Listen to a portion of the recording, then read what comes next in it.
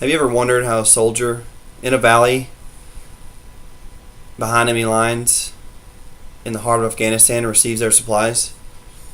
Hello, my name is Michael, and today I'm going to talk to you about the importance of an airdrop. An airdrop is defined as a delivery as supplies or troops by parachute from an aircraft. Today I'm going to talk to you about the different types of airdrops, which are the high velocity and low velocity.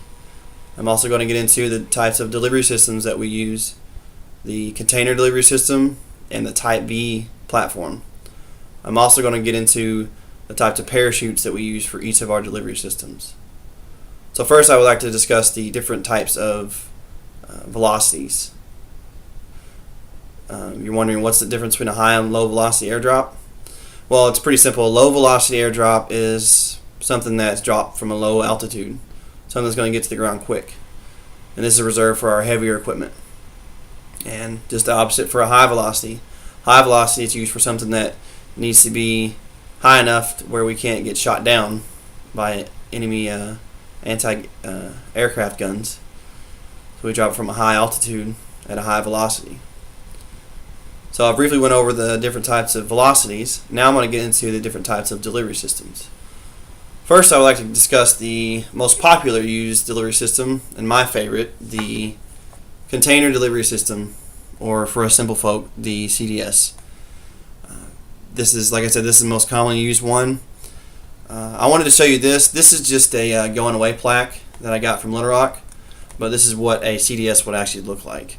You have a parachute on the top, your items that are in here, and you're wondering what items can go in here. Anything from ammunition to blood to a USO package or a present.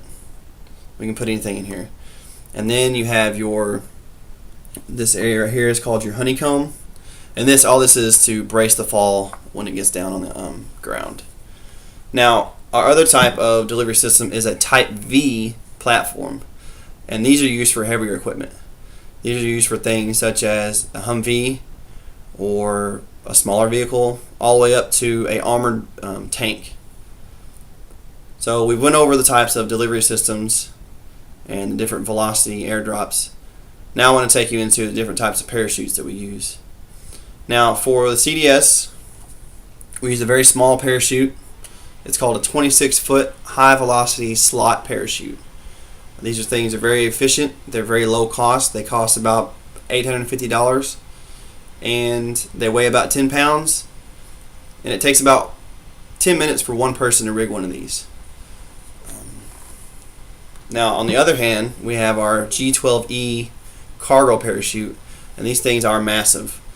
They weigh anywhere from 150 to 250 pounds if they're soaking wet, and it takes 3 men 25 minutes to rig one, and they will go onto our Type V platforms. Now, the difference between the two parachutes is the 26-foot high velocity is used for our CDS high velocity drops. The G12 is used for slow falling, heavier equipment. I don't know if you've ever seen an airdrop on YouTube or whatever, but check it out. It's pretty neat to see. So we've went over the types of airdrops, the types of parachutes, and the types of delivery systems.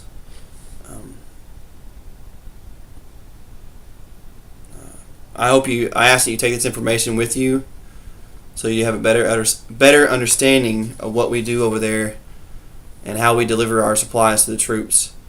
With the air delivery section in the Air Force, it's very vital because it keeps the troops off the ground and it gets them home safe, and it gets supplies needed to those troops down behind enemy lines. Now, all seriousness aside, I wanted to share with everybody this. Now you're wondering, how is a set of bullhorns applied to air delivery or airdrops? Well, when I was stationed in Little Rock, our drop zone was by a farm, and one day their cows got loose, and we dropped one of these guys, CDS, and it drops right on the cow. Now, one of these things falls at about 90 foot per second, opposed to the Type V, it'll fall about 30 foot per second. So we recovered what was left of the cow, and we took these horns back to our office, and we just kept this as a reminder to always pay attention to what you're doing and always know which way the wind is blowing. So I hope everybody enjoyed this briefing, and happy holidays.